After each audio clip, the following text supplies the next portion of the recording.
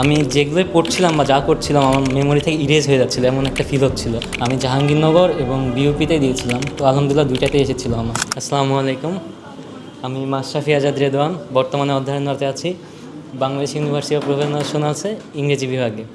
তো আমার অ্যাডমিশনের স্টোরিটা আর কি অনেকটাই বড় বলতে গেলে। তো শুরুতে বলতে গেলে আমি অত ভালো স্টুডেন্ট ছিলাম না ছোটোবেলা থেকে। আমি ক্লাস 5-8 কোনোটাতেই জিপিএ 5ই ছিল না। তো পরে ক্লাস 10-এ এসে আমি বোর্ডে বৃত্তি পাই।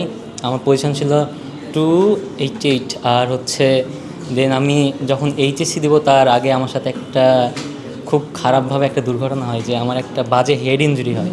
সো হেড ইনজুরি হওয়ার পরে ব্যাপারটা হয়েছিল কি, আমি যেগুলোই পড়ছিলাম বা যা করছিলাম আমার মেমোরি থেকে ইরেজ হয়ে যাচ্ছিলো, এমন একটা ফিল হচ্ছিলো। আসলে পড়ার প্রেশারটা অনেক বেশি ছিল ওই সময়। এছাড়া তারপরে আমি তাও সেভাবে এইচএসসিটা দেই। এইচএসসিতে আলহামদুলিল্লাহ ভালো হয় আমার। রাজশাহী বোর্ডে পজিশন ছিল 17তম, ট্যালেন্ট টুলে এটা বৃত্তি পেয়েছিলাম। তারপরে অ্যাডমিশনে যখন আসি তখন আমার যে প্রাইভেটের টিচাররা ছিল তারা সবাই বলতো যে তুমি তো ভালো ভার্সিটি পাবা, তুমি তো পড়াশোনা করো। সো অ্যাডমিশনে যখন দেখলাম যে হেড ইঞ্জুরির বিষয়টা, তখন আরও ভালো বেশি ইফেক্ট করতেছিল আমার, যখন পড়াশোনা একটু বেশি করছিলাম। তো তখন আমি ভাবলাম যে আচ্ছা একবারে ভালো হবে, না হয় চান্সই পাবো না। সো আমি আইবিএ প্রিপারেশন নিয়েছিলাম ফার্স্ট টাইমে। তো আইবিএ প্রিপ নিয়ে আমার আইবিএতে যখন আসলো না, দেন আমি আইবিএতে যখন আসলো না দেন আমি আবার ঢাকা বিশ্ববিদ্যালয়ে সি ইউনিটের জন্য পড়লাম, যেহেতু আমার ব্যাকগ্রাউন্ড কমার্স ছিল। তো ঢাবি সি ইউনিটে পরীক্ষা অনেক ভালো দিয়েছিলাম আমি। পরীক্ষা ভালো দেওয়ার পরে রেজাল্টের আগের দিন ঢাবি সি ইউনিটের রেজাল্ট ক্যান্সেল হয়ে যায়, পরীক্ষা বাতিল হয়ে যায়। পরীক্ষা বাতিল হয়ে যাওয়ার পরে একবারেই আর ইচ্ছা হয়নি যে পরীক্ষা দিই। তারপরেও পরীক্ষা দিয়েছিলাম। আমার ফার্স্ট টাইমে সাস্টে ছিল, সাস্টে আমার মেরিট ছিল 128। কেইউতে দিয়েছিলাম, কেইউতে আমার 310 ছিল মেরিট।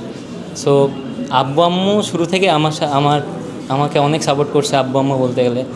তো যখন সাস্টে কেইউতে আসলো, দেখলো যে আব্বু আম্মু বাসা থেকে অনেকটা দূরে, আর ওই তো আমার হেড ইনজুরির জন্য আর কি বাসা থেকে দূরে থাকতেও চাচ্ছিলাম না। আমার বোনের বাসা আছে ঢাকায়, ঢাকায় হয়তো অনেক ভালো হইতো।